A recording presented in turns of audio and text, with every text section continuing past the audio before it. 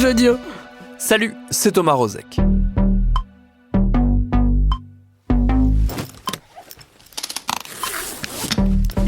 Au tout début du mois de janvier, avec Quentin Bresson, on est parti à 9000 km de Paris, direction les États-Unis. Est-ce que j'étais bien raqué avant ? Oui. J'ai bien raqué avant ? Tous mes petits sons. Là.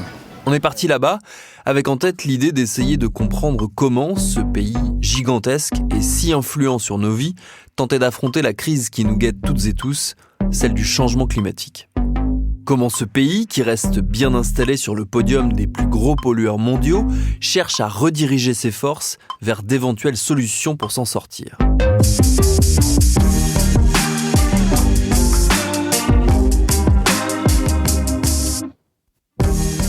Alors pour commencer à débroussailler tout ça, on est allé dans plein d'endroits très différents.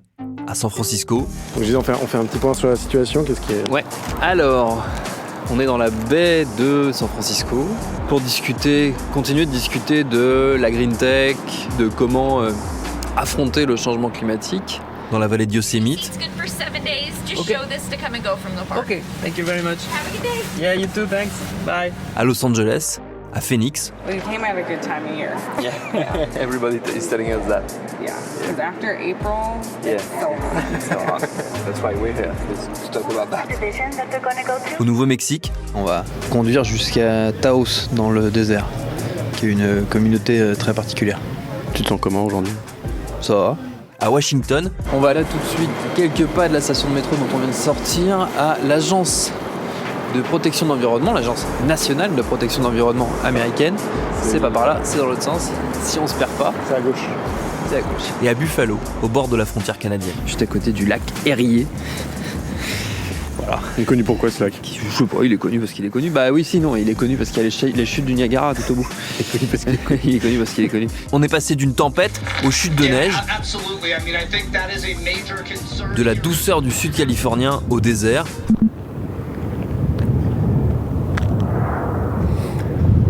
Bon, de toute façon, à part du vent, là, il n'y a pas grand-chose à...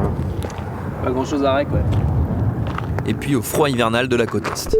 Hi, good morning. Morning. Good morning. Where are we going? We're going to the Hyatt Place. That's on the 33rd New York Avenue.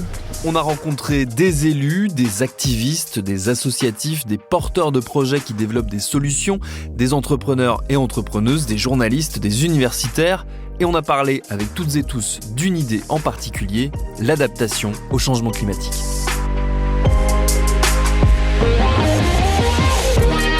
De ces 2 semaines de traversée américaine, on a ramené une série fabriquée en partenariat avec l'ambassade des États-Unis en France, et ça s'appelle Adapt or What. Bienvenue dans Programme B.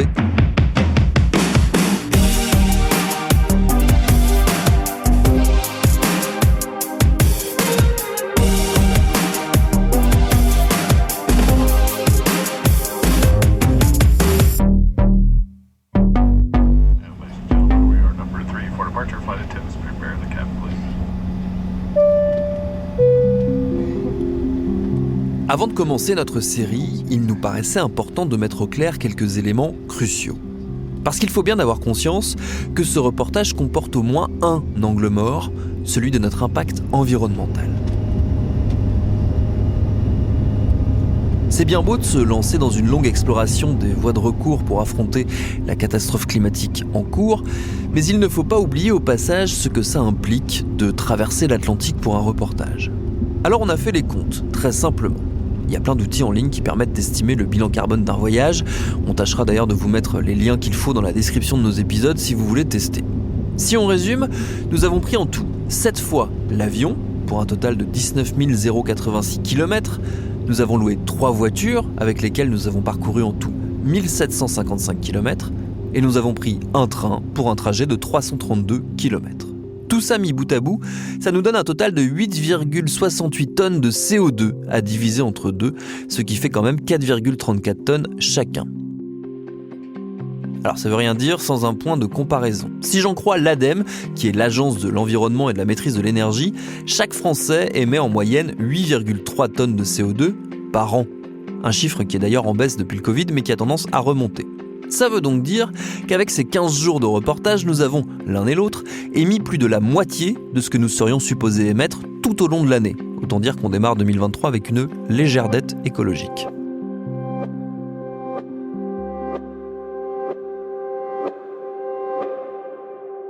Alors on pourrait s'abriter derrière des arguments du style « c'est pour le travail, on n'a pas le choix, il faut bien aller voir ce qui se passe au-delà de nos frontières, c'est notre rôle de journaliste, etc. etc. » Ça n'enlèvera rien à la vérité factuelle des chiffres. Ça coûte cher, écologiquement, de faire ce genre de reportage. Et c'est une notion qu'il nous faut intégrer, questionner.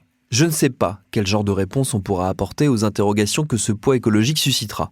Mais je sais qu'admettre qu'il y a un problème, c'est déjà un premier pas dans la bonne direction. Est-ce que ça marche ? Est-ce que ça marche? Oui, ça marche. Ça va ? Ça va et toi? Ouais, je suis avec Quentin.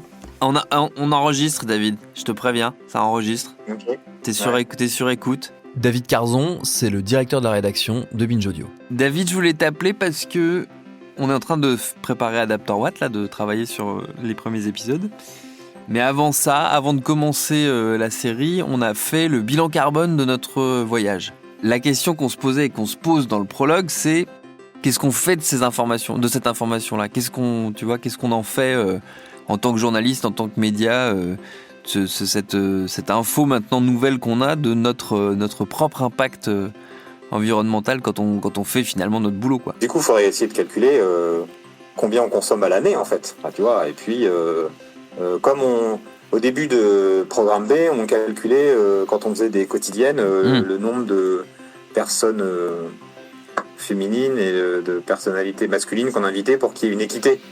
Peut-être que le comptage de maintenant, c'est de calculer une entreprise combien elle consomme de tonnes et puis comment elle le dispatche, sur quel sujet. Tu peux te dire que bah ouais, tu crames une partie de ton budget à l'année sur ces sujets-là, parce que tu y consacres, et sur le reste, ben, tu fais des efforts et puis tu essayes de le baisser d'année en année quand même, quoi. Il y a un truc de bilan qu'on fait pas et qui pourrait être intéressant à faire, ouais. Transition toute trouvée vers notre premier épisode, puisqu'il va y être question, entre autres, d'entreprises, d'émissions de carbone et de nouvelles approches innovantes. Direction donc San Francisco, la première étape d'Adaptor Watt.